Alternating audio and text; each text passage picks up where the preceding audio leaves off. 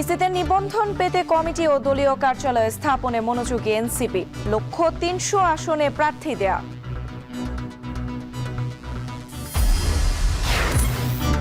চট্টগ্রামের সাতকানিয়ায় ডাকাত সন্দেহে গণপিটুনি, ২ জন নিহত, গুলিবিদ্ধ কয়েকজন হাসপাতালে ভর্তি। বন্দর নগরীতে লোডশেডিং, রোজায় নিরবচ্ছিন্ন বিদ্যুৎ পাওয়া নিয়ে শঙ্কা, সংকট হবে না বলছে পিডিপি। এবং চ্যাম্পিয়ন্স ট্রফির প্রথম সেমিতে মাঠে নামছে অস্ট্রেলিয়া ভারত, জমজমাট লড়াইয়ের আশা দুই অধিনায়কের।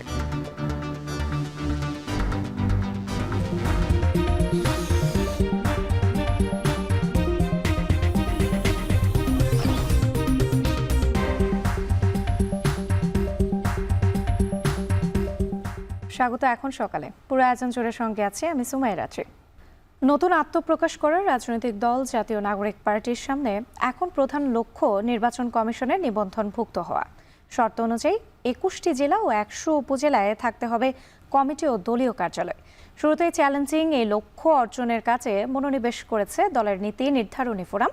এনসিপি নেতারা বলছেন, আগামী নির্বাচনে ৩০০ আসনে ভোট করার লক্ষ্য নিয়েই দল গোছাচ্ছেন তারা। বিস্তারিত জানাচ্ছেন বেলায়েত হোসেন। যে কোনো নতুন রাজনৈতিক দলকে নিবন্ধন পাওয়ার ক্ষেত্রে জাতীয় সংসদ নির্বাচনের আইন, গণপ্রতিনিধিত্ব আদেশ আরপিওতে ডজনখানেক শর্ত আরোপ করা আছে। যদিও এর মধ্যে বেশ কয়েকটি শর্তের কার্যকারিতা এখন আর মোটেও নেই। এই যেমন কোনো নতুন দলকে নিবন্ধন পেতে হলে স্বাধীনতার পর থেকে এখন অবধি যে কোনো একটি সংসদীয় আসনে দলীয় প্রতীক নিয়ে বিজয়ী হতে হবে। এই বিধানটি কাগজে কলমে থাকলেও মুখে মুখে অনেকটা রহিত হয়ে গেছে। এটি শুধুমাত্র ২০০৮ সালে যখন প্রথমবারের মতো রাজনৈতিক দলগুলোকে নিবন্ধনের আওতাভুক্ত করা হয় তখনকার জন্যই কার্যকর ছিল। তবে এখনও নিবন্ধনের এমন কিছু শর্ত আছে যেগুলো যে কোনো নতুন দলের ক্ষেত্রেই বেশ কঠিন এবং চ্যালেঞ্জিংও বটে। গণপ্রতিনিধিত্ব আদেশে রাজনৈতিক দলের নিবন্ধনের জন্য যেসব শর্ত দেওয়া আছে তা হলো ন্যূনতম ২১টি জেলা ও ১০০টি উপজেলায় কমিটি ও কার্যালয় থাকতে হবে। পাশাপাশি প্রতিটি উপজেলা বা থানায় সদস্য হিসাবে অন্তত ২০০ জন ভোটারের অন্তর্ভুক্তি থাকতে হবে। আগামী জাতীয় সংসদ নির্বাচন কবে নাগাদ অনুষ্ঠিত হবে সে বিষয়ে এখনও রাজনৈতিক সুরাহা না হলেও অন্তর্বর্তী সরকার কিংবা নির্বাচন কমিশনের পক্ষ থেকে এবছরের ডিসেম্বরকেই ইঙ্গিত করা হচ্ছে। ডিসেম্বরে নির্বাচন হলে অক্টোবরে তফসিল ঘোষণা। প্রতিটি জাতীয় নির্বাচনের আগেই নতুন রাজনৈতিক দলকে নিবন্ধন দেয়া নির্বাচন কমিশনের রুটিন কার্যক্রম। অক্টোবরে যদি সংসদ নির্বাচনের তফসিল হয় তাহলে সেপ্টেম্বরের মধ্যেই নিবন্ধন কার্যক্রম শেষ করতে হবে। গত ২৮ ফেব্রুয়ারি রাজধানীর মানিক মিয়া এভিনিউতে নয়া রাজনৈতিক বন্দোবস্ত নিয়ে আত্মপ্রকাশ করে নতুন রাজনৈতিক দল জাতীয় নাগরিক পার্টি এনসিপি। দলটির সামনে এখন নানা বাস্তবতা। তবে এনসিপির জন্য অন্যতম প্রধান চ্যালেঞ্জ দলের সদস্য সংগ্রহ, জেলা উপজেলায় কমিটি এবং কার্যালয় স্থাপন করা। এসব কার্যক্রমকে এগিয়ে নিয়ে দলের নিবন্ধন পাওয়ার ক্ষেত্রে কয়েকদিনের মধ্যেই দলীয় ফোরামের ব্যস্ততা শুরু হবে বলে জানান এনসিপির মুখ্য সংগঠক। একটা পার্টিকে রেজিস্ট্রেশন করার জন্য এবং নির্বাচনী ইলেকটোরাল প্রসেসে অংশগ্রহণ করার জন্য যে ধরনের শর্তাবলী রয়েছে আমরা বিশ্বাস করি এবং মানুষের যে স্বতঃস্ফূর্ত অংশগ্রহণ আমাদের কাছে, আমরা আত্মবিশ্বাসী যে আমরা এই শর্তাবলী পূরণ করতে পারবো। অর্থাৎ আমাদের ১/৩ জেলাতে আমাদের কমিটি থাকতে হবে, ১০০-র বেশি আমাদের উপজেলা কমিটি থাকতে হবে, তারপরে হচ্ছে এটা কেন্দ্রীয় কার্যালয় থাকতে হবে। তো আমাদের কাছে মনে হয় এই বিষয়গুলো আমরা যথাযথ সময়ের মধ্যেই আমরা এই বিষয়গুলোকে সম্পন্ন করতে পারবো। পুরো প্রক্রিয়া অবশ্যই চ্যালেঞ্জিং। রাজনীতি তো বিষয়টা হচ্ছে যে এটা খুব প্রতিনিয়ত চ্যালেঞ্জের মধ্যে দিয়ে যেতে হয়। ৬ ঘন্টা যদি আপনার মনে হয় যে দেশের পরিস্থিতি বা সার্বিক রাজনৈতিক পরিস্থিতি আপনার নিয়ন্ত্রণে রয়েছে, পরক্ষণেই মনে হবে সব কিছু আপনার নিয়ন্ত্রণের বাইরে।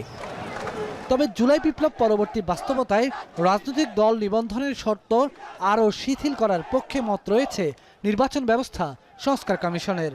নির্বাচন ব্যবস্থা সংস্কার কমিশনের পক্ষ থেকে নিবন্ধনের যে বর্তমানে শর্তগুলো আছে এগুলোকে একটু শিথিল করার চেষ্টা করেছি। যেমন ধরুন, এখন আমরা মাত্র 10% জেলা এবং 5% উপজেলায় যদি কারো অফিস থাকে, কমিটি থাকে এবং একই সঙ্গে সর্বনিম্ন যদি ৫,০০০ সদস্য থাকে তাহলে তাদেরকে আমরা নিবন্ধনের অনুমতির কথা বলেছি।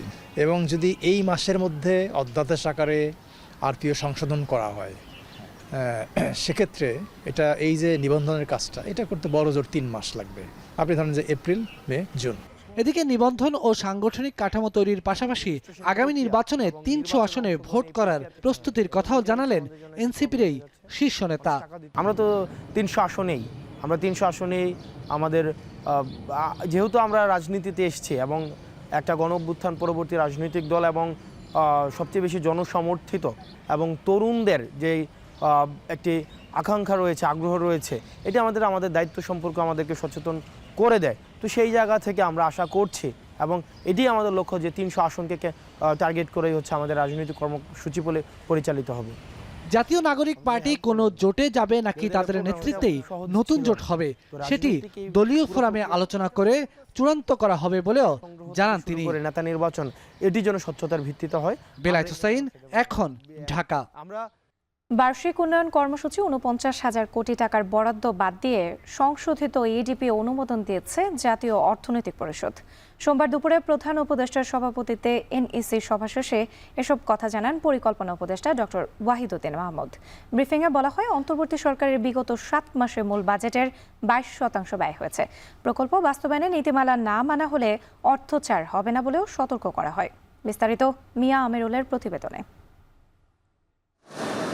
রেকর্ড কাটছাট করে উন্নয়ন বাজেট অনুমোদন দেওয়া হয়েছে। সংশোধিত বাজেটে টাকার অঙ্কে বাদ গেল ৪৯,০০০ কোটি টাকার বরাদ্দ।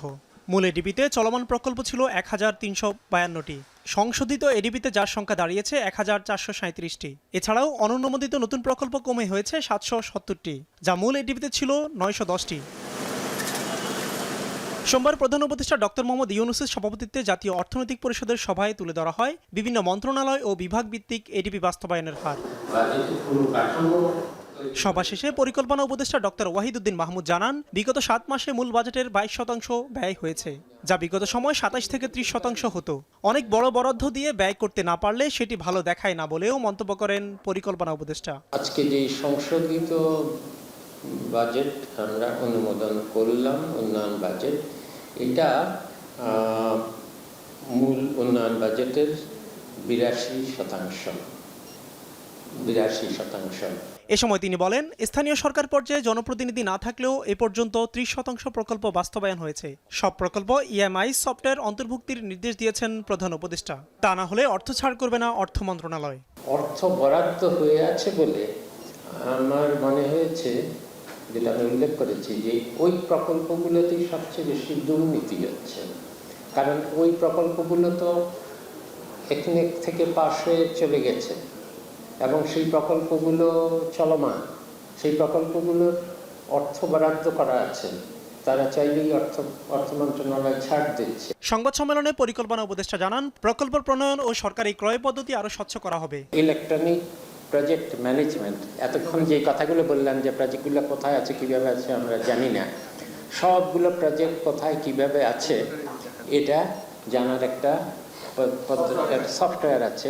মন্ত্রণালয় ভিত্তিক সর্বোচ্চ বরাদ্দ পেয়েছে স্থানীয় সরকার বিভাগ, দ্বিতীয় সর্বোচ্চ বিদ্যুৎ বিভাগ, তৃতীয় সর্বোচ্চ বরাদ্দ পেয়েছে সড়ক ও মহাসড়ক বিভাগ। মিয়া আমিরুল, এখন, ঢাকা। এবছরের ডিসেম্বরের মধ্যে নির্বাচন অনুষ্ঠিত হতে পারে বলে ইউরোপীয় ইউনিয়নকে জানিয়েছেন প্রধান উপদেষ্টা doctor Mohammad Yunus. EU commissioner হাসদা লাহবিবের সাথে বৈঠকে এসব কথা বলেন তিনি। পাশাপাশি অন্তর্বর্তী সরকারের সংস্কার কার্যক্রমের প্রতি জোরালো সমর্থনের কথা জানিয়েছেন ইইউ কমিশনার। সোমবার রাষ্ট্রীয় অতিথি ভবন যমুনায় প্রধান উপদেষ্টার সাথে বৈঠকে বসেন বাংলাদেশের সফররত ইইউর সমতা, প্রস্তুতি এবং সংকোচ ব্যবস্থাপনা কমিশনার হাসদা লাহবিব। বৈঠকে প্রধান উপদেষ্টা জানান, অন্তর্বর্তী সরকার অবাধ ও সুষ্ঠু নির্বাচন অনুষ্ঠানের জন্য প্রতিশ্রুতিবদ্ধ। এ সময় ইইউ কমিশনার বলেন, রোহিঙ্গাদের সহায়তায় গত বছরের প্রাথমিক সহায়তার চেয়ে এই বছরের পরিমাণ বেশি। তবে তহবিল ঘাটতির কারণে ক্যাম্পগুলোতে মানবিক পরিস্থিতির উল্লেখযোগ্য অবনতির ঝুঁকি এড়াতে যথেষ্ট নয়। এ সময় প্রধান উপদেষ্টা বলেন, রোহিঙ্গা ইস্যু বাংলাদেশের জন্য একটি বড় সমস্যা। ঘণ্টাব্যাপী বৈঠকে নেপাল থেকে জলবিদ্যুৎ আমদানির সুযোগ, বন্যা ব্যবস্থাপনা, জলবায়ু পরিবর্তন এবং অন্তর্বর্তী সরকারের সংস্কার উদ্যোগ সহ জ্বালানি সংযোগ নিয়েও আলোচনা করেন তারা।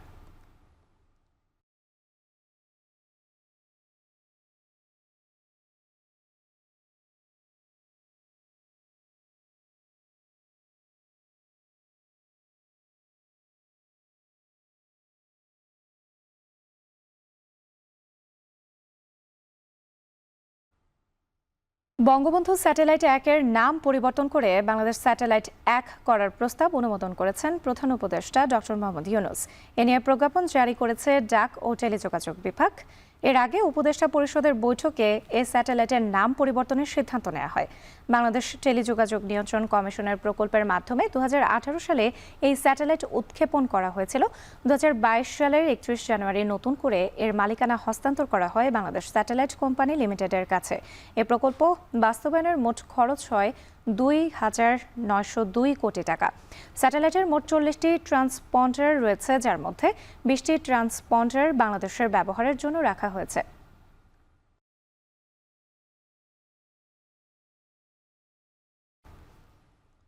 তুচ্ছ ঘটনাকে কেন্দ্র করে পুরান ঢাকার ধোলাইখাল এলাকায় জগন্নাথ বিশ্ববিদ্যালয়ের শিক্ষার্থীদের সাথে স্থানীয়দের সংঘর্ষে অন্তত 4 শিক্ষার্থী আহত হয়েছে। এই ঘটনায় রাতভর বিক্ষোভ করেছে শিক্ষার্থীরা। বিক্ষোভকারী শিক্ষার্থীরা জানায়, ধোলাইখাল এলাকায় নির্মাণাধীন ঢালাই রাস্তার উপর ভুলক্রমে পা দেয়ায় বিশ্ববিদ্যালয়ের শিক্ষার্থী সম্রাটকে ধাক্কা দেন এলাকাবাসী। পরে দুই পক্ষের কথা কাটাকাটির জেরে শিক্ষার্থীকে মারধর করেন স্থানীয়রা। পরে আশেপাশে থাকা শিক্ষার্থীরা বাধা দিতে গেলে তারাও মারধরের শিকার হন। এই ঘটনা জানতে পেরে বিশ্ববিদ্যালয়ের শিক্ষার্থীকে একত্রিত হয়ে ক্লাবঘর ভাঙচুর সহ বিক্ষোভ করেন এলাকায়। পরে ঘটনাস্থলে এসে পরিস্থিতি নিয়ন্ত্রণে নেয় পুলিশ।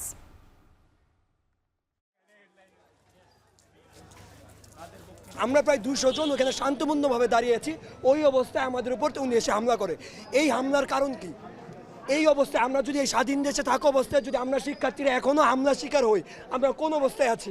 আমরা ঢোকার পর উপর থেকে ইট পাটকেল এবং গরম পানি এবং পেপসির বোতল, যে কাচের বোতলগুলো, ওইগুলো অজরে মারছে। অনেক ছেলেমেয়েরা অসুস্থ হয়েছে, আমার মাথা পুড়ে গেছে গরম পানিতে। ওদের অভিযোগ আছে উপর থেকে ইট ফেলছে, এটা বলতেছে।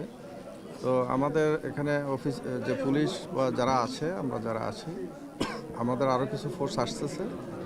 আমরা এরপরে আমরা ওনাদের অভিযোগের প্রেক্ষিতে যে অভিযোগগুলো আছে সেগুলো আমরা ব্যবস্থা নেব। যদি অ্যারেস্ট করে আমরা নিয়ে যাবো, আইনগত ব্যবস্থা নেব। চট্টগ্রামের সাতকানিয়ায় ডাকাত সন্দেহে গণপিটুনিতে 2 জন নিহত হয়েছেন। সোমবার রাতে উপজেলার এলচিয়া ইউনিয়নের চানখোলা গ্রামে এই ঘটনা ঘটে। স্থানীয়দের দাবি, তারাবির নামাজের সময় 10 থেকে 12টি সিএনজি চালিত অটোরিকশা নিয়ে 20 থেকে 30 জন গ্রামে হানা দেয়। এ সময় তাদের উপস্থিতি টের পেয়ে স্থানীয় মসজিদ থেকে মাইকে ডাকাত আসার ঘোষণা দেওয়া হয়। পরে স্থানীয়রা জড়ো হয়ে 2 জনকে গণপিটুনি দেয়। অন্যরা স্থানীয়দের লক্ষ্য করে গুলি করে পালিয়ে যায়। এ সময় গ্রামের 5 বাসিন্দা গুলিবিদ্ধ হয়। আহতরা নগরের পার্কভিউ হাসপাতালে চিকিৎসাধীন। ঘটনার পর পুলিশের ঊর্ধ্বতন কর্মকর্তারা ঘটনাস্থল পরিদর্শন করেছেন। তবে অনেকের দাবি, আধিপত্য বিস্তার নিয়ে এই ঘটনা ঘটেছে, কিন্তু এ ব্যাপারে এখন পর্যন্ত পুলিশ নিশ্চিতভাবে কিছু জানাতে পারেনি।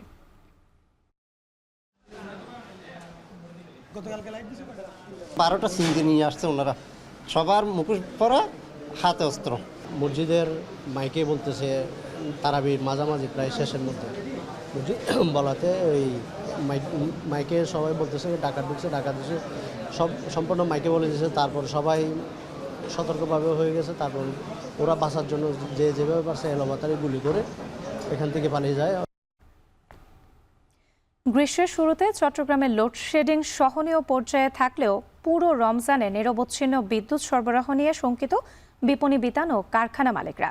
যদিও পিডিবির দাবি, ন্যাশনাল গ্রিড থেকে প্রয়োজন অনুযায়ী বিদ্যুৎ মিলছে, তাই চাহিদা বাড়লেও সংকট হবে না। তবে গ্রাহকদের লাইনের ত্রুটি মেরামতের কারণে কোথাও লোডশেডিং হলেও তা সাময়িক বলছেন কর্মকর্তারা। বিস্তারিত জানাচ্ছেন হাজিরা শিউলি। গ্রীষ্মের আগমনে গরমের সঙ্গে বেড়েছে বিদ্যুতের চাহিদা। এছাড়া রমজানে মার্কেট খোলা থাকছে রাত দিন, যাতে বেড়েছে বিদ্যুতের ব্যবহার। গেল শীত মৌসুমে লোডশেডিংয়ের উৎপাত না থাকলেও গ্রাহকদের অভিযোগ, বর্তমানে দিনে 3 থেকে 4 বার হচ্ছে লোডশেডিং। আবার কখনো রক্ষণাবেক্ষণ কাজের জন্য বিদ্যুৎ থাকছে না 4 থেকে 5 ঘন্টা, যাতে ক্ষতির মুখে পড়েছেন ব্যবসায়ীরা। তবে সব থেকে দুশ্চিন্তায় আছেন শীতাতপ নিয়ন্ত্রিত মার্কেটগুলোর ব্যবসায়ীরা। তারা বলছেন, একে তো গরম, তার উপরে কারেন্ট না থাকলে কেনাকাটা করতে আগ্রহ হারান ক্রেতারা। রমজান মাসে তো আমরা কন্টিনিউ সকাল 10টা থেকে রাত 3টা-4টা পর্যন্ত আমাদের কাস্টমার অলওয়েজ থাকে। এখন আমাদের তো ওই সময় বিদ্যুৎ দরকার। শীতকালে ছিল না, এখন কিন্তু দিনে 3-4 বার করে যাচ্ছে। এখন যদি রমজানে যদি এইভাবে যায় তাহলে তো আমাদের অবস্থা খারাপ হয়ে যাবে। আর আমাদের এটা যেহেতু এসি মার্কেট, যদি এরকম প্রবলেম দেয় লোডশেডিং, আমাদের অনেক ক্ষতি হয়, কাস্টমাররা দাঁড়াতেই চায় না মার্কেটে। এদিকে বর্তমানে লোডশেডিং সহনীয় পর্যায়ে থাকলেও সামনের দিনগুলো নিয়ে শঙ্কিত কারখানার মালিকরা। তারা বলছেন একদিকে বিদ্যুতের দাম বেশি, সেই সঙ্গে ঈদ সামনে রেখে বেতন বোনাসের চাপ থাকায় উৎপাদন ব্যাহত হলে মজুরি ও বোনাস দিতে বেগ পেতে হবে তাদের। আমরা লোডশেডিং অ্যাফোর্ড করতে পারি না কোনোভাবে। লোডশেডিং থাকলে আমাদের বাড়তি জ্বালানি খরচ, এটা আমরা মানে গার্মেন্টসের জন্য খরচ অনেক বাড়িয়ে দেয়। এই রমজান মাসে কিন্তু পোশাক শিল্প সেক্টরে খরচের ব্যাপারটা খুবই বেশি, কারণ 2 মাসের বেতন আছে, একটা বোনাস আছে, ধরতে গেলে এ মাসে 3 মাসের বেতন দিতে হবে। যদিও পিডিবির দাবি চাহিদা অনুযায়ী বিদ্যুৎ পাওয়ায় চট্টগ্রাম লোডশেডিং মুক্ত। তবে রক্ষণাবেক্ষণ কাজের নির্দিষ্ট কিছু এলাকায় কয়েক ঘন্টা বিদ্যুৎ সরবরাহ বন্ধ থাকলে তা আগে থেকে জানিয়ে দেওয়া হয়। এছাড়া চাহিদা বাড়লেও উৎপাদন ঠিক থাকলে সংকট তৈরি হবে না বলছেন কর্মকর্তারা। যদিও গ্রাহকের কষ্ট কমাতে বিদ্যুৎ ব্যবহারে সাশ্রয়ী হতে এসির তাপমাত্রা 25 ডিগ্রির নিচে রাখতে মসজিদে প্রচারণা চালানো হচ্ছে। লোডশেডিং আমাদের এখনো হয় না, আমরা এখনো কোনো লোডশেড নেই। যেটা আপনারা পাচ্ছেন সেটা হলো আমাদের শিডিউল মেনটেন্যান্সের জন্য কিছু কিছু ফিডারকে শাটডাউনে আমরা রাখছি। প্রতিদিনই আমাদের প্রত্যেকটা ডিভিশনে কোনো না কোনো ফিডারে কাজ হচ্ছে। এই যে এখন যেহেতু রোজার কিছু সেন্সিটিভ সময় আছে, বিশেষ করে সন্ধ্যার আজানের সময়, ইফতারের সময়, ভোর হচ্ছে সেহরির সময়, তারপরে এই তারাবির নামাজ, ওই সময়গুলোতে আমাদের টিম প্রত্যেকটা ডিস্ট্রিবিউশন ডিভিশনে আমাদের ইমার্জেন্সি টিম 24 ঘন্টা ডিউটি থাকে। বর্তমানে চট্টগ্রাম, কক্সবাজার সহ 3 পার্বত্য জেলায় বিদ্যুতের দৈনিক চাহিদা 1350 মেগাওয়াটের বেশি। গরম বাড়লে চাহিদা 1500 মেগাওয়াটে দাঁড়াবে বলে মনে করছে পিডিবি। হাজারে শিউলি, এখন চট্টগ্রাম। রমজানের শুরুতেই চুয়াডাঙ্গার বাজারে বাড়তে শুরু করেছে সবজির দাম। সপ্তাহের ব্যবধানে প্রকারভেদে কেজি প্রতি সবজির দাম বেড়েছে 10 থেকে 15 টাকা। এ নিয়ে বিস্তারিত জানাতে শহরের নিচের বাজার এলাকা থেকে যুক্ত হচ্ছেন অনিক চক্রবর্তী। অনিক, কোন সবজি কত টাকায় বিক্রি হচ্ছে জানাবেন? রাত্রি আমি এখন আছি শহরের যে পাইকারি এবং খুচরা একসাথেই যেই বাজারটি, সেটি হচ্ছে শহরের ঠিক নিচের বাজার বলে আমাদের একটি বাজার রয়েছে। এখানে পাইকারি এবং যে খুচরার যে সবজির বাজারগুলো বসে ঠিক পাশাপাশি। এখানে সবজির দাম গত এক সপ্তাহের ব্যবধানে প্রতিটি সবজির কেজি প্রতি কিন্তু 10 থেকে 15 টাকা, কিছু কিছু সবজি 20 টাকা কেজি প্রতি বেড়েছে। এবং আমরা দেখেছি যে এই রমজানের আসলে শুরুর পর থেকেই আসলে বেশ কয়েকটি সবজির কিন্তু দাম তুলনামূলকভাবে অনেকাংশে আসলে বেড়েছে। এর মধ্যে আমি দেখেছি যে বেগুন, আসলে গত সপ্তাহে যে বেগুন বিক্রি হচ্ছিল 60 থেকে 65 টাকা কেজিতে, সেই বেগুন রমজানের শুরু হতে না হতেই আসলে 75 থেকে 80 টাকা কেজি প্রতি আসলে বিক্রি হচ্ছে এই খুচরা বাজারে। এই বেগুনই আবার ঠিক কয়েক ধাপ পেরিয়ে কিন্তু পাইকারি যে বাজার আছে সেখানে কিন্তু 55 থেকে 60 টাকা কেজি প্রতি আসলে পাইকারি বাজারে বিক্রি হচ্ছে। এছাড়া সব থেকে বড় যে বিষয়টি, লেবুর হালি কিন্তু গত সপ্তাহে ছিল মাত্র 25 থেকে 30 টাকা হালি। সেই লেবু কিন্তু এখন চুয়াডাঙ্গাতে বিক্রি হচ্ছে 65 থেকে 70 টাকা হালি। তো এর পাশাপাশি আমি দেখেছি যে সজনের যে ডাটা, যেটি চুয়াডাঙ্গার কোনো সময় আসলে দাম বাড়েনি, সেই সজনের ডাটা কিন্তু আসলে বিক্রি হচ্ছে 420 থেকে 450 টাকা কেজি। তো এরকম বেশ কয়েকটি সবজি কিন্তু আসলে রমজানের পর থেকে আসলে বাড়তে শুরু করেছে রাত্রি। এতে করে কিন্তু পাইকারি বাজারেও যেমনটি বেড়েছে, খুচরা বাজারে সেই সবজি কয়েক হাত পেরিয়ে কিন্তু আসার পরপরই কিন্তু কেজি প্রতি 20 থেকে 25 টাকা কেজিও বেড়ে যাচ্ছে। আমরা এমনটাও দেখেছি। পাশাপাশি সাধারণ যারা ক্রেতা আছে, এই ক্রেতা সাধারণের সাথে আমার কথা হয়েছিল, তারা বলছে যে রমজানের পরেই কিন্তু আসলে কিছু অসাধু ও ব্যবসায়ী এবং সিন্ডিকেটের কারণেই কিন্তু আসলে এই সবজিগুলোর কিন্তু আসলে দাম বাড়ছে। পাশাপাশি বিক্রেতাদের সাথে কথা হয়েছিল, বিশেষ করে পাইকারি এবং খুচরা বাজারে যারা বিক্রেতা আছে তাদের সাথে কথা হয়েছিল। তারা বলছে যে মাঠ পর্যায়ে আসলে যে সবজি সবজি, সেই সবজির কিন্তু উৎপাদন অনেকাংশে আসলে কমে গেছে। পাশাপাশি চুয়াডাঙ্গা এবং আশপাশের যে গ্রামগুলো আছে সেখানে যে সবজি উৎপাদন হচ্ছে তার বেশিরভাগই সবজি কিন্তু জেলার বাইরে চলে যাচ্ছে, যার কারণে কিন্তু জেলার যে চাহিদা সেই চাহিদা কিন্তু আসলে চাহিদার অনুযায়ী কিন্তু সবজি আসলে বাজারগুলোতে সেমন একটা ঢুকছে না, যার কারণে চাহিদার তুলনায় আসলে সবজি কম হয়। বিক্রেতারা বলছে যে দাম একটু বেশি। পাশাপাশি আমরা দেখেছি যে এই নিচের বাজার সহ আশপাশের যে বাজারগুলো আছে সেই বাজারগুলোতে নিয়মিত যে ভোক্তা অধিকারের যারা কর্মকর্তারা আছে তারা বাজার মনিটরিং করছে। তবে সেই বাজার মনিটরিং আমার কাছে মনে হয়েছে যে তারা খুব একটা শক্ত অবস্থানভাবে বাজার মনিটরিং করেনি, কারণ বাজার মনিটরিংয়ে আমরা দেখেছি যে মাত্র কয়েক মিনিটের জন্য তারা এই খুচরা এবং পাইকারি বাজারে আসছে এবং কয়েকটি দোকান ঘুরে দেখেই তারা আসলে চলে যাচ্ছে। পরবর্তী কিন্তু এই যারা ব্যবসায়ীরা আছেন, বিশেষ করে অসাধু যারা ব্যবসায়ী আছেন, তারা কিন্তু আবার আসলে অতিরিক্ত আসলে দাম নিচ্ছেন এই বিশেষ করে এই সবজির বাজারগুলোতে। তো বাজার পরিস্থিতি নিয়ে রাত্রি আমার কাছে চুয়াডাঙ্গা থেকে এই ছিল সবশেষ। রাত্রি চুয়াডাঙ্গার সবজি বাজার থেকে যুক্ত ছিলেন অনিক চক্রবর্তী। জামালপুরের চরাঞ্চলে বাণিজ্যিকভাবে কুল চাষে আগ্রহ বাড়ছে। কুল চাষ ঘিরে কর্মসংস্থান হয়েছে বেকার যুবকদের। গড়ে উঠেছে কুল বিক্রির বাজার। মৌসুমে জেলায় প্রায় 20 কোটি টাকার কুল বিক্রির আশা কৃষকদের। বিস্তারিত জুয়েল রানার প্রতিবেদনে। জামালপুর সদর উপজেলার আবুল হোসেন 21 বিঘা জমিতে বিভিন্ন জাতের কুল চাষ করেছেন। গত 20 বছর ধরে চরের পতিত জমিতে কুল আবাদ করছেন তিনি। 200 চারা দিয়ে শুরু করে বর্তমানে তার কুলের গাছ 1500-র বেশি। প্রতিদিন বাগান থেকেই পাইকারি দামে কুল বিক্রি হয়। চলতি মৌসুমে 10 থেকে 12 লাখ টাকা বিক্রির আশা আবুল হোসেনের। যখন শুরু করছি তখন এই বাগানে এই জমিনে কোনো কিচ্ছু হইতো না। এখন আল্লাহর রহমতে বাগান করার পরে পানি সার দেওয়ার পরে এখন বর্তমানে ভালো আবাদ হইতেছে। যেদিন থেকে আমি বাগান করা শুরু করছি এদিন থেকে ইনশাল্লাহ আমার ভালো লাভ। তারপরে এই টাকা দিয়া পোলা ফান লেহাপড়া করাইলাম, তারপরে 3টা মেয়ে বিয়ে দিলাম, তারপরে এখনও আল্লাহর রহমতে আমার ব্যাংক ব্যালেন্স আছে। কম খরচ ও চাহিদা ভালো থাকায় জামালপুরের অনেকেই কুল চাষে আগ্রহী হচ্ছেন। চলতি মৌসুমে জেলার 350 হেক্টর জমিতে আপেল কুল, বলসুন্দরী, ভারত সুন্দরী, থাই, কাশ্মীর সহ বিভিন্ন জাতের কুল চাষ হয়েছে। সুস্বাদু হওয়ায় ভালো দামও পাচ্ছেন কৃষকরা। বলসুন্দরী আছে, আপেল কুল আছে, ভারত সুন্দরী আছে, কাশীপুরি আছে, এরকম বড় আছে।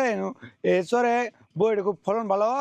200 গাছ লাগাইছি, 300-400 বাড়াইয়া 600 গাছ মিল করবো। ভালো দাম দিয়ে বেচা গাছ আছে। অনেক কেজি বেচাছি 80, 90, 100, মানে যেটা যে সময় বেচুন যা ওরা বাতা যেটা যে সময় ওই সময়টা নিয়ে বেশি। বাজারের যে অবস্থা এখন মোটামুটি ভালো। এই পর্যন্ত যদি আমরা শেষ পর্যন্ত যাইতে পারি বিক্রি করে, তাহলে সেক্ষেত্রে আমাদের অনেকটাই লাভ থাকা সম্ভব। সার বিষের দাম হইলো অনেক বেশি, আগের চেয়ে আর কি খরচ বেশি। হাইকুল আর বল এটা এবার এরকম দাম থাকে তাহলে মোটামুটি চাষ হবে। প্রতি বিঘাতে আপনার খরচ হইলো 70 থেকে 80 হাজার টাকা। এখন দাম এরকম থাকে তাহলে মোটামুটি এবার দাম ভালো আছে। বিভিন্ন উপজেলার চাষিরা উৎপাদিত কুল নিয়ে আসেন শহরের ডাকপাড়া পাইকারি ফলের বাজারে। প্রতিদিন গড়ে 4 থেকে 500 মন কুল বেচাকেনায় লেনদেন হয় 5 থেকে 6 লাখ টাকা। এখান থেকে যা চলে যায় রাজধানী সহ দেশের বিভিন্ন জেলায়। এই বাজার 5-6 বছর ধরে শুরু হয়েছে, আর সবসময় সিজনালি ফল বিক্রি হয়, বিদেশি ফল বিক্রি হয়। এখন বর্তমানে চলতেছে বড়ই সিজন। আমি শেরপুর থেকে আসছি, এখানে প্রতিদিনে আসি। থাই বড়ই আছে, তারপরে টক আছে, এগুলো এখান থেকে পাইকারি কিনে শেরপুর নিয়ে যায় খুচরা বেশি। বিভিন্ন জায়গায় নালতেবাড়ি বেশি, আপনি শিরবর্দি বেশি, আপনার এইদিকে যে কোনো জায়গায় দূরে দূরে পাড়িয়ে এসে নিয়ে যান। কৃষি বিভাগ বলছে চলতি বছর জেলায় কুল উৎপাদনের লক্ষ্যমাত্রা 5,500 টন, যা থেকে অন্তত 15 থেকে 20 কোটি টাকার কুল বিক্রির প্রত্যাশা। জামালপুরের উৎপাদিত কুল বিভিন্ন জেলাতেও সরবরাহ হচ্ছে। চরাঞ্চলে অনাবাদি জায়গায় কুলের বাগান স্থাপনের মাধ্যমে কৃষকের আর্থসামাজিক উন্নয়নের জন্য কৃষি বিভাগ কাজ করে যাচ্ছেন। এছাড়াও কুল চাষের লাভজনক হওয়ায় অনেক বেকার যুবকরা উদ্যোক্তা হিসেবে বেরিয়ে আসছেন। জামালপুর চরাঞ্চলের পতিত জমিতে মৌসুমি অর্থকরী ফসল হিসেবে কুল চাষ করে অর্থনৈতিকভাবে লাভবান হচ্ছেন চাষিরা। বাণিজ্যিক সম্ভাবনা আর আধুনিক কৃষি প্রযুক্তির ব্যবহারে গেল কয়েক বছরের তুলনায় জেলায় কুলের আবাদ বেড়েছে দ্বিগুণের বেশি। এখন জামালপুর। গত বছরের বন্যায় ফেনী সহ আশেপাশের এলাকায় নেমে এসেছিল বিপর্যয়। ক্ষতি হয়েছিল জীবন জীবিকা। তবে সেই বন্যার পলেই এবার আশীর্বাদ হয়েছে তরমুজ চাষে। আবাদ বেড়েছে, কমেছে উৎপাদন খরচ আর ভালো দাম পাওয়া নিয়েও আশাবাদী চাষিরা। দুলাল তালুকদারের ক্যামেরায় আর জানাচ্ছেন সোলাইমান ডালিম। ফেনী সদর উপজেলার আমিনবাজারের ফসলি মাঠ। গেল বছর বন্যায় ধান চাষের ক্ষতি হলেও সেই জমিতেই এবার তরমুজের বাম্পার ফলন। বিকল্প ফসল হিসেবে প্রায় 40 একর জমিতে রসালো এই ফলের চাষ হয়েছে। চাষিরা বলছেন বন্যার ফলে জমা হওয়া পলি উর্বরতা বাড়িয়েছে, কমিয়েছে সার ও কীটনাশকের খরচ। নতুন সম্ভাবনা তৈরি হয়েছে এই অঞ্চলে তরমুজ চাষে। 58 দিন অনুযায়ী গাছের গ্রোথ এবং গাছের আবহাওয়া সবকিছু নিয়ন্ত্রণে আছে। যদি সামনের দিকে বৃষ্টি না হয়, আশা করি ফলন অন্যান্য বছর থেকে এবছর ফল ভালো হবে। যদি বৃষ্টি বাদলি না হয় তাহলে আমাদের ফসল আগামী গত বছরের চেয়ে অনেক ভালো হবে। বা অন্য বছর যেভাবে যে ধরনের পরিমাণে ফার্টিলাইজার বেশি লাগতো, এই বছর একটু ফার্টিলাইজারটা একটু কম লাগতেছে। তো আমরা আশা করতেছি যে এবছর ইনশাল্লাহ আমরা একটা ভালো কিছু রেজাল্ট পাবো। শুধু সদর উপজেলাই নয়, উপকূলীয় চরাঞ্চল সোনাগাজী, ছাগলনাইয়ার শুভপুর, ফুলগাজী, পরশুরাম ও দাগনমুইয়ার কিছু এলাকাতেও বেড়েছে তরমুজের আবাদ। বৃষ্টি ও প্রাকৃতিক দুর্যোগ না থাকলে চলতি মৌসুমে ফেনীতে তরমুজের উৎপাদন রেকর্ড ছাড়িয়ে যাবে বলে আশা করছেন কৃষকরা। আশা করতেছি পুরো রমজান মাস আমরা তরমুজটা বাজারজাত করতে পারবো। আমাদের লক্ষ্য আছে মোটামুটি 70 থেকে 80 হাজার পিস তরমুজ আমরা বাজারে সেল করবো ইনশাল্লাহ। এখানে সব অঞ্চলে আমরা এগুলো পাইকারি দিতেছি।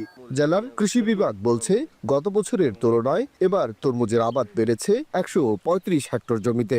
সবচেয়ে বেশি বেড়েছে সোনাগাজী উপজেলায়, যেখানে চরের 600 হেক্টরের বেশি জমিতে হয়েছে তরমুজের আবাদ। গত বছর আসলে তরমুজের চাষ হয়েছিল 661 হেক্টর।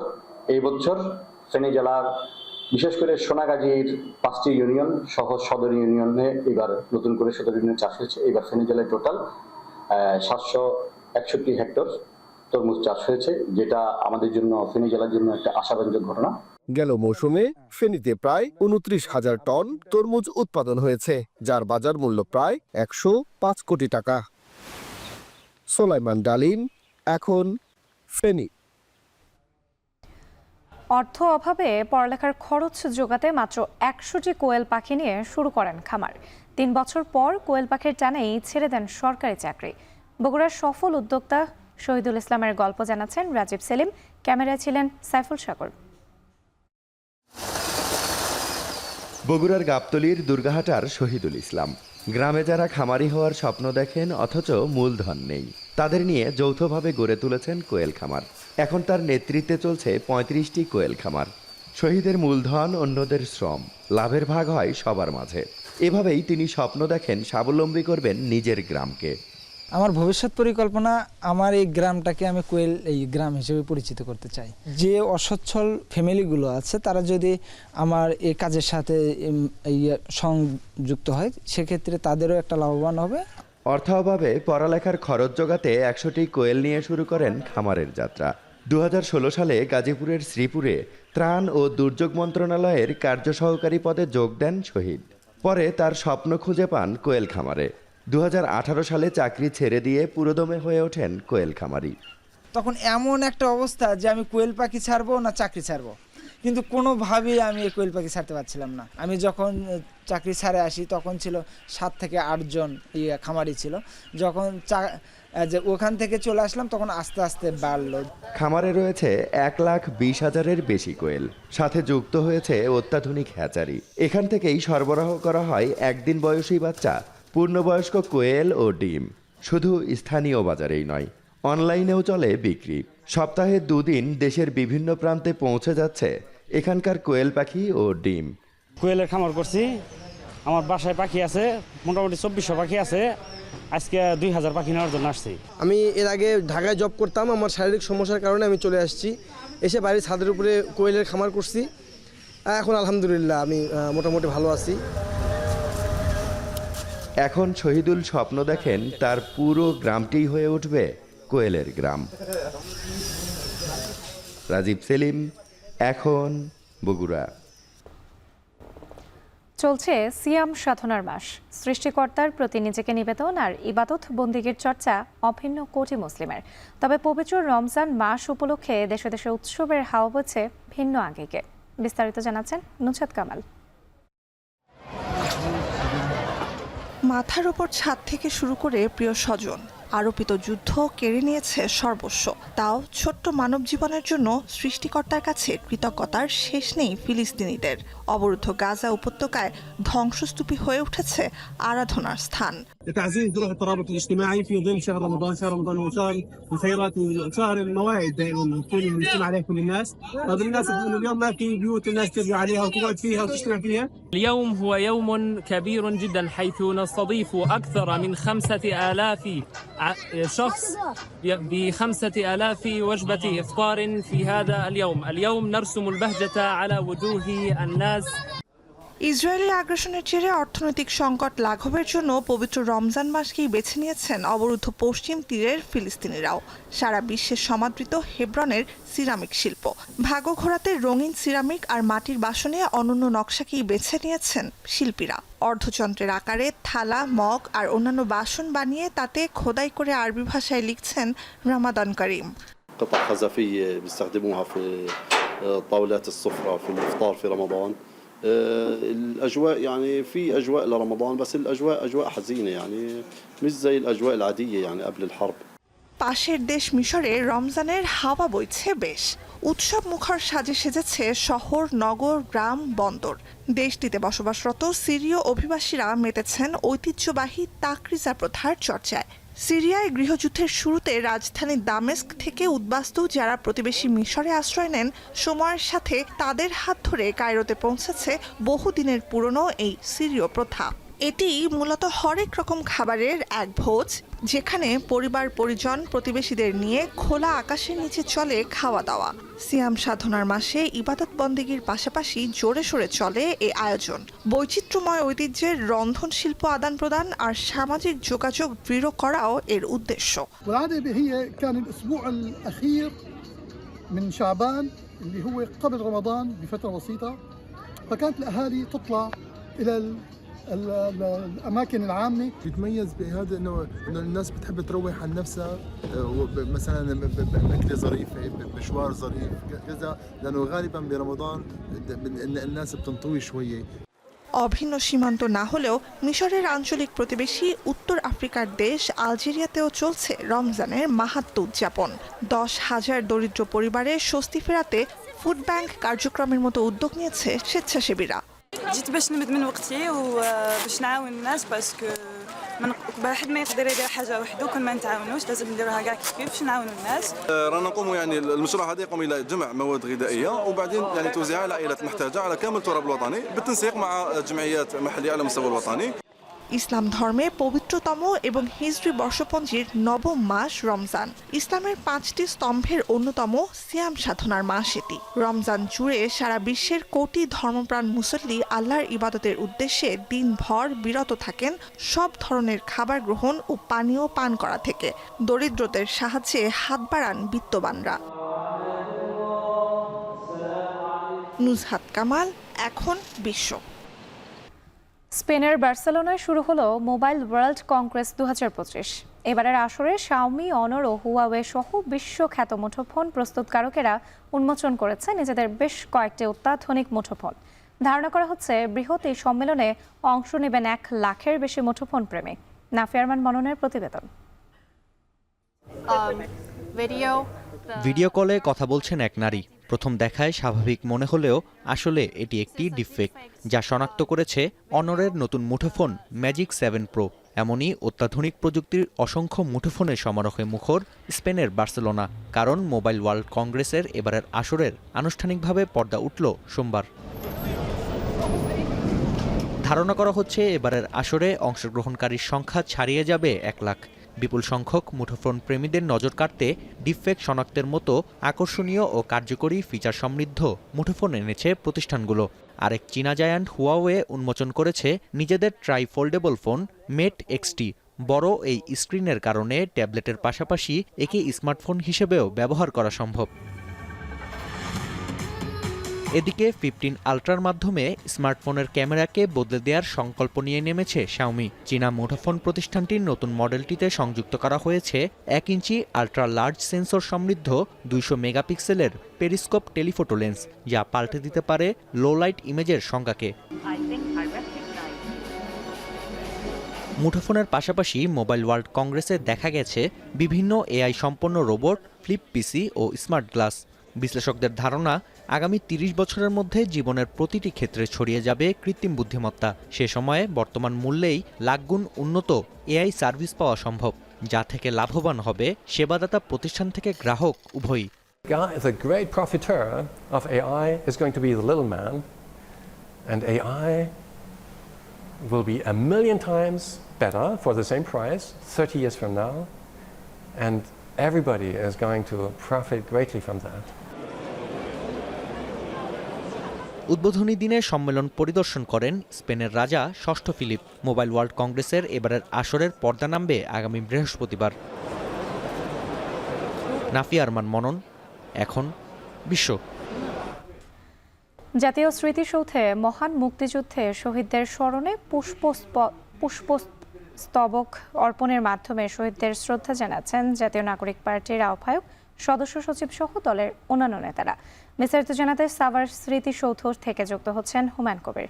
হুমায়ুন, স্মৃতিসৌধে শ্রদ্ধা জানাতে জাতীয় নাগরিক পার্টির কোন কোন নেতা এসেছেন? স্মৃতিসৌধে শ্রদ্ধা জানানো ছাড়া আর কোনো আনুষ্ঠানিকতা রয়েছে কিনা?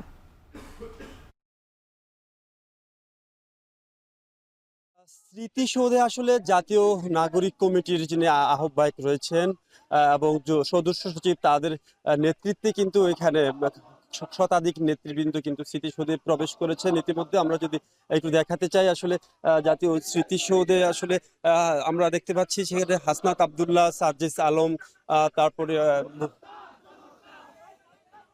সহ কিন্তু নেতৃবৃন্দ এখানে আস্তে আস্তে তারা স্মৃতিসৌধের দিকে এগিয়ে যাচ্ছেন স্তম্ভে ফুল দিয়ে শ্রদ্ধা জানানোর জন্য শহীদদের। আজকে তাদের এই গত শুক্রবার কিন্তু তাদের একটি 1 বছরের জন্য আহ্বায়ক কমিটি গঠন করা হয়েছে 217 সদস্য বিশিষ্ট। সেই কমিটি এই সদস্যদের নিয়েই কিন্তু আজকে তারা আনুষ্ঠানিকভাবে পূর্ণাঙ্গ নতুন বাংলাদেশ বিনির্মাণে যে তাদের যে দল তৈরি করা হয়েছে, তাদের যে প্রত্যাশা নিয়ে, সেটি আসলে কিন্তু আজকে আনুষ্ঠানিক যাত্রা করতে যাচ্ছে, এমনটি কিন্তু এনসিপির যে নেতৃবৃন্দ রয়েছেন তাদের সাথে কথা বলে কিন্তু জানতে পেরেছি। এবং আপনারা দেখছেন যে এখানে কিন্তু নেতৃবৃন্দ এখানে অপেক্ষা করছেন, তারা আস্তে আস্তে বেদির দিকে তারা ফুল দিয়ে শহীদ স্মৃতিসৌধের দিকে কিন্তু যাচ্ছেন। এবং একটু জানিয়ে রাখি, আসলে তারা কিন্তু পূর্ণাঙ্গ যে কেন্দ্রীয় আহ্বায়ক কমিটি করেছে সেখানে কিন্তু 217 সদস্য বিশিষ্ট কমিটি করেছিল এবং সেই সদস্যদের নিয়ে কিন্তু আজকে জাতীয় স্মৃতিসৌধে শহীদদের শ্রদ্ধা জানাতে এসছেন। এবং কমিটির আজকে 217 জন সদস্যের বেশিরভাগ সদস্যই কিন্তু এখানে উপস্থিত রয়েছে। যেমনটি বলছিলাম, হাসনাত আব্দুল্লাহ, সার্জিস আলম, দেখাচ্ছে আপনাদেরকে মোহাম্মদ নাহিদ ইসলাম, তারা কিন্তু আসলে এখানে যাচ্ছে আস্তে আস্তে এগিয়ে। আমরা একটু দেখানোর চেষ্টা করছি যে আসলে তারা দল নেতৃবৃন্দ কিন্তু শহীদ স্মৃতিসৌধের দিকে এগিয়ে যাচ্ছেন।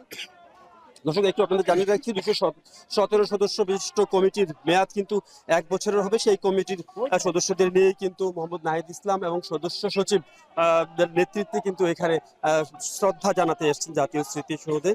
এবং এবারের কমিটি বিশ্লেষণ করে দেখা গেছে যে জাতীয় নাগরিক কমিটির কেন্দ্রীয় পর্যায়ে কিন্তু 30% নারী সদস্য রাখা হয়েছে এবং শীর্ষ 19 পদের মধ্যে 6টিতে কিন্তু নারীদের অবস্থান নিশ্চিত করা হয়েছে। এবং 217 সদস্যের কমিটিতে সর্বমোট 25 জন নারীকে কিন্তু রাখা হয়েছে এবং তাদের সবাই কিন্তু এখানে এসেছেন দেখা যাচ্ছে। এবং এবারে কিন্তু প্রথমবারের মতো যেই হরিজন ও দলিত ও তফসিলি সম্প্রদায়ের 2 জন সদস্যকে রাখা হয়েছে। এবং একে আসলে এনসিপির নেতৃবৃন্দ বলছেন এটি একটি ইনক্লুসিভ কমিটি এবং তারা কিন্তু সেই নতুন যাত্রা শুরু করেছেন। এবং আপনি দেখতে পাচ্ছেন আসলে যে মোহাম্মদ নাহিদ ইসলাম, সার্জিস আলম এবং আক্তার হোসেন তারা হাতে হাত বেঁধে জাতীয় স্মৃতিসৌধের দিকে এগিয়ে যাচ্ছে। দর্শক, আমরা যুক্ত হয়েছি আপনাদের সাথে সাভারের জাতীয় স্মৃতিসৌধ থেকে। আপনারা দেখছেন স্মৃতিসৌধের দিকে আসলে শহীদ বেদিকে শ্রদ্ধা জানাতে কিন্তু নতুন যেই দল নিয়ে এসছেন জাতীয় নাগরিক কমিটি এনসিপি, তার নেতৃবৃন্দ কিন্তু এগিয়ে যাচ্ছেন।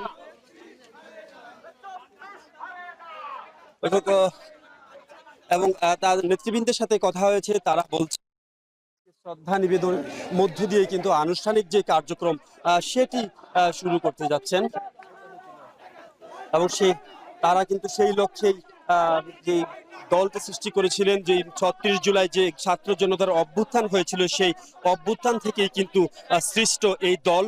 তারা বলছেন তাদের এই দলের মাধ্যমে নতুন বাংলাদেশ বিনির্মাণে তারা আসলে কাজ করবেন। সেই লক্ষ্যে কিন্তু তারা আজকে শহীদদের শ্রদ্ধা জানাতে যে জাতীয় স্মৃতিসৌধে এখানে সৌধ প্রাঙ্গণে এসছেন, এবং তারা কিন্তু দলবল নিয়ে ধীরে ধীরে শহীদ বেদির দিকে এগিয়ে যাচ্ছেন। সেখানে কিন্তু তারা শ্রদ্ধা নিবেদন করবেন। দেখছেন আপনারা সার্জিস আলম, নাহিদ ইসলাম, মোহাম্মদ আক্তার হোসেন সহ নেতৃবৃন্দ কিন্তু এখানে রয়েছে। 217 সদস্য বিশিষ্ট কমিটি কিন্তু সদস্যরা এখানে এসছেন, এবং তারা কিন্তু ধীরে ধীরে এগিয়ে যাচ্ছেন শহীদ মিনার জাতীয় স্মৃতিসৌধের শহীদ বেদির দিকে। আমরা কিছুক্ষণের মধ্যেই কিন্তু তারা এই যে ফুল দিবেন, একবারে শহীদ বেদির খুব কাছাকাছি কিন্তু অবস্থান করছেন। তারা কিন্তু শহীদদের ফুল দিয়ে তাদের এই যে শ্রদ্ধা জানানোর মধ্য দিয়ে কিন্তু আনুষ্ঠানিক কার্যক্রম শুরু করবেন, যে তাদের যে নতুন বাংলাদেশ বিনির্মাণের যে স্বপ্ন নিয়ে তারা আসলে যে দল গঠন করেছে, সেই স্বপ্নের বাস্তবায়নের লক্ষ্যেই কিন্তু সেই স্বপ্নের বাস্তবায়ন ঘটাবে তারা আজকের এই আনুষ্ঠানিকভাবে শহীদদের ফুল দিয়ে কিন্তু তারা তাদের এই পার্টির কার্যক্রম শুরু করবে। এই ছিল জাতীয় স্মৃতিসৌধ থেকে যে এনসিপির যে জাতীয় নাগরিক পার্টির যে শ্রদ্ধা জানানোর যে খবর, সেই খবর সর্বশেষ। জাতীয় স্মৃতিসৌধে শহীদদের শ্রদ্ধা জানাচ্ছেন জাতীয় নাগরিক পার্টির আহ্বায়ক, সদস্য সচিব সহ অন্যান্য নেতারা। এ নিয়ে বিস্তারিত জানাতে আমাদের সঙ্গে যুক্ত ছিলেন হুমায়ুন কবির। শেষ করছি এখন সকাল, যাওয়ার আগে শিরোনামগুলো আরও একবার। ইসিতে নিবন্ধন পেতে কমিটি ও দলীয় কার্যালয় স্থাপনে মনোযোগী এনসিপি, লক্ষ্য ৩০০ আসনে প্রার্থী দেয়া।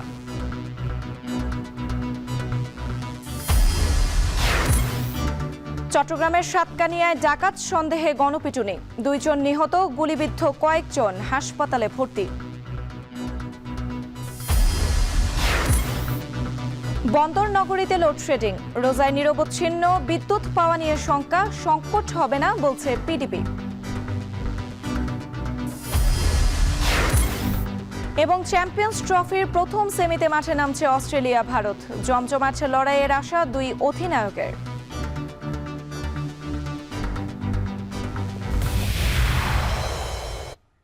এই ছিল এখন সকালের আয়োজনে। এখন টেলিভিশন ওয়েবসাইটে দেখতে ভিজিট করুন www.ekon.tv। এছাড়া ফেসবুকে দেখতে ভিজিট করুন facebook.com/tv.ekon, এবং ইউটিউবে এখন টেলিভিশন দেখতে ভিজিট করুন youtube.com/c/ekontv।